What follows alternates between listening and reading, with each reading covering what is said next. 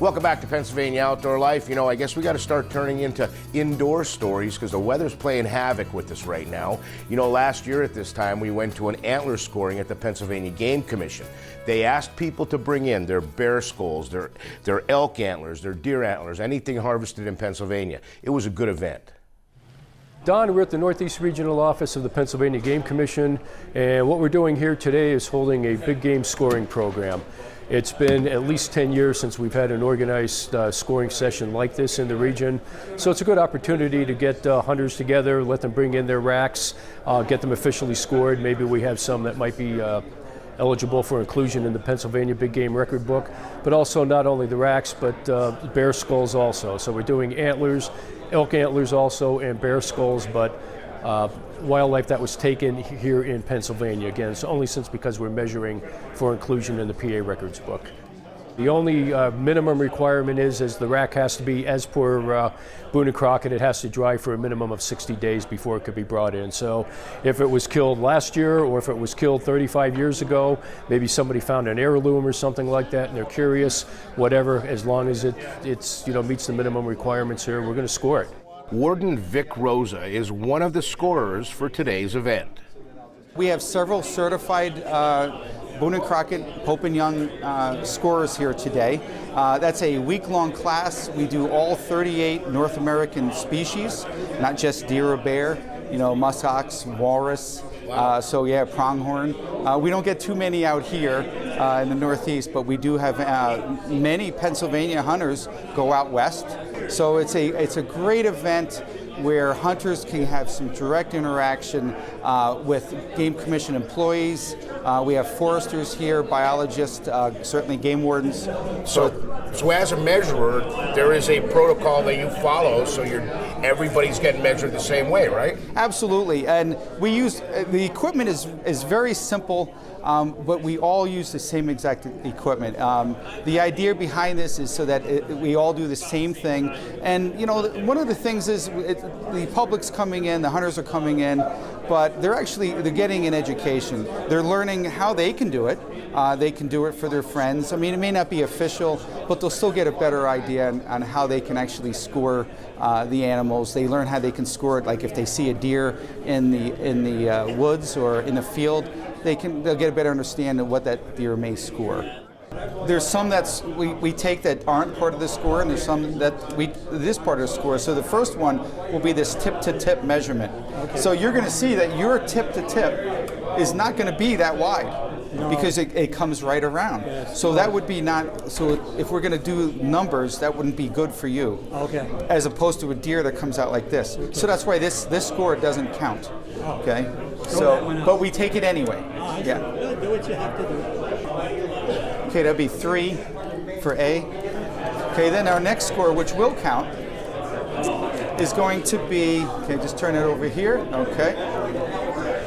This is our inside spread, and if you look, so we don't want to do this or this. Okay. So I'm actually going to feel with my finger. I'm going to go here. I'm going to feel that this is going in and out. So we're going to see the greatest inside spread. I stay in the middle, and I bring it one way, other way, and I can feel it moving. Yeah. All right. 13.6 inside. We all use the same cable, so what we're going to do is I'm going to take the main length on both of these antlers right now. And we tuck it in, just turn it a little bit. You can see how I'm holding this down like this. Yeah. Okay, put your finger right there. See that? We may need Don's fingers too here in a second. So now I'm following the center. All right.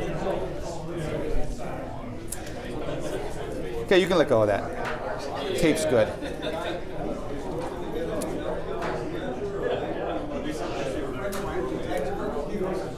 And if you notice, like this antler actually has a groove. There's actually a groove right here, so it lays right in there, which is pretty neat. Yep. I was glad he didn't break any fighting. Usually they break them off. Yes, they do.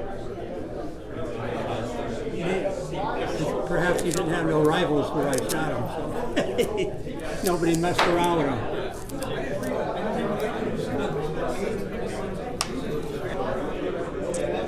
Okay, 20 and 3/8 on main being on the left side. Vic systematically takes all of the measurements required for the scoring. We'll speed things up, but the entire process could take up to an hour. Okay, so here's the great reveal. Should I stand up or Okay, sit down? so what would you like it to be? I was thinking in the 130s. That's what I Okay, was thinking. so you're pretty close actually. So it grossed 125 even. Okay. So with deductions, and you had some deductions because of the abnormal points, and then you had an extra point on the other side. So you had a total of 15 abnormal subtraction, which came out to 109 and change. So which is still an outstanding. So you're there, you know what it scored. What you tell everyone is, I got a 125. 125. This is an outstanding deer. I would never pass it up, and that's why you're here, just to see what it wound up scoring. Yeah. So yeah.